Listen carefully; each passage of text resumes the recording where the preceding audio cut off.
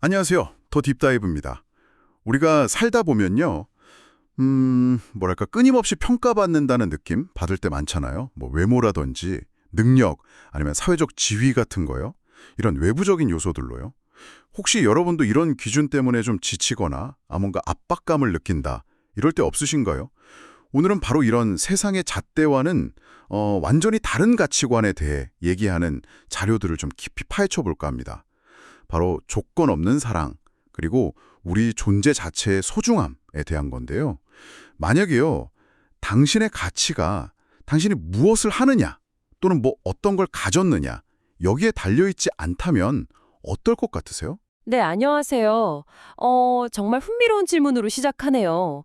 사실 이 자료들이 다루는 핵심이 바로 그 지점인 것 같아요. 사랑이라는 게 우리가 막 노력해서 얻어내야 하는 어떤 보상 같은 게 아니라는 거죠. 오히려 어떤 신적인 존재라고 할까요? 그런 존재의 그냥 본질적인 속성에서 비롯된다. 이런 관점이에요. 우리가 일상에서 경험하는 관계랑은 좀 다르죠. 보통은 내가 이만큼 주면 너도 이만큼 줘야지 이런 식의 거래적인 관계가 많잖아요. 맞아요. 기브 앤 테이크 같은 거죠. 그렇죠. 근데 이건 그거랑은 근본적으로 다르다는 거예요. 이게 중요한 이유가 우리가 스스로의 가치를 어떻게 매기고 있는지 이걸 다시 한번 생각해 보게 만든다는 점인 것 같아요. 네. 저도 자료 읽으면서 가장 인상 깊었던 게 그 신의 사랑에는 조건이 없다는 부분이었어요. 왜 사랑하냐? 이렇게 물으면 유일한 답이 그냥 사랑하니까 사랑한다는 거예요. 우리가 뭐 대단해서 뭐 사랑받을 만한 자격이 막 넘쳐서 사랑받는 게 아니라는 거죠. 이게 참, 그리고 자료에 나온 그 강연자분 일화 있잖아요. 비행기에서 아이 편하게 재우려고 12시간 동안 막 거의 웅크리고 갔다는 거. 아, 네네, 기억나요. 그게 딱 그런 모습 같아요.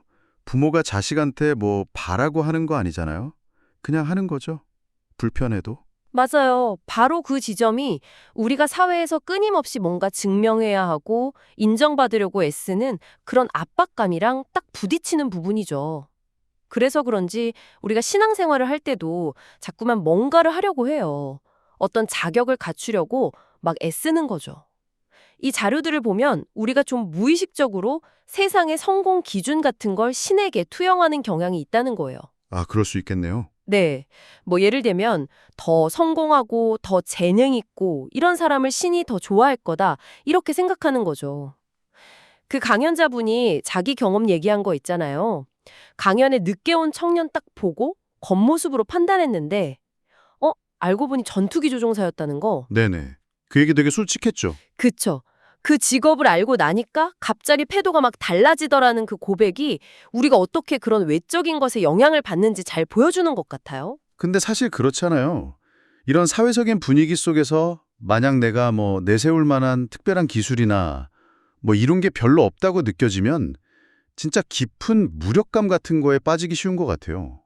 나는 진짜 별로 쓸모없는 존재인가? 이런 생각 들 수도 있고요.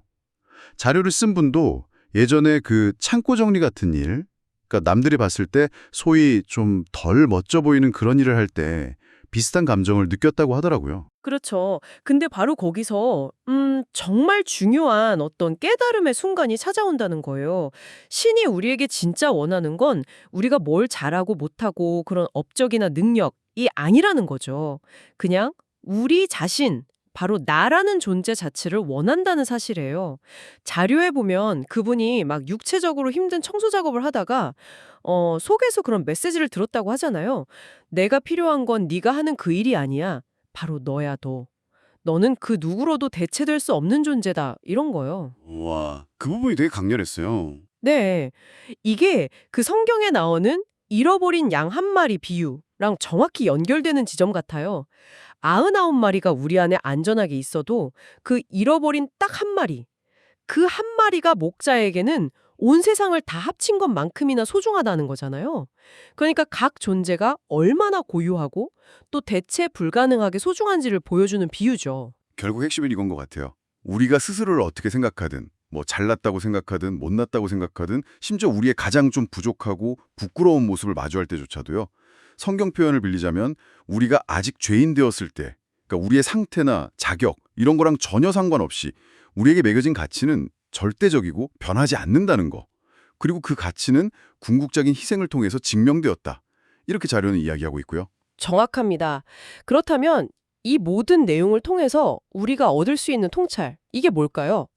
결국 이 자료들은요, 사회적인 성공이나 다른 사람이 나를 어떻게 보느냐, 이런 거랑은 완전히 별개로 존재하는 가치 시스템을 우리에게 보여주는 것 같아요. 조건 없는 사랑, 그리고 그냥 존재 자체에 근거한 그런 가치 체계죠. 당신의 가치는 당신이 뭘 이루거나 뭘 가지거나 어떻게 보이느냐에 따라서 막 달라지는 게 아니라는 그런 메시지예요. 듣고 보니까 정말 우리 각자가 한번 진지하게 돌아봐야 할 질문 같아요. 나는 내 가치를 어디서 찾고 있는가? 혹시 계속 외부의 시선이나 어떤 성취, 이런 거에 내 가치가 막 흔들리고 있지는 않은지? 아니면 그 모든 것과 상관없이 나는 이미 충분히 가치 있고 사랑받는 존재라는 어떤 내적인 확신, 거기에 더 귀 기울이고 있는지 말이죠. 마지막으로 이런 질문을 한번 던져볼 수 있을 것 같아요. 정말 중요한 질문인데요.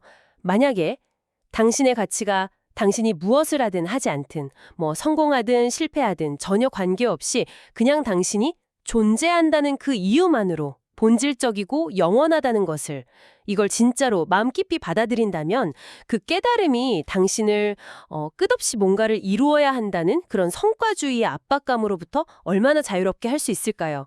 그리고 또 세상을 보는 눈, 다른 사람들을 바라보는 당신의 시선은 또 어떻게 달라질 수 있을까요? 한번 생각해 보시면 좋겠습니다.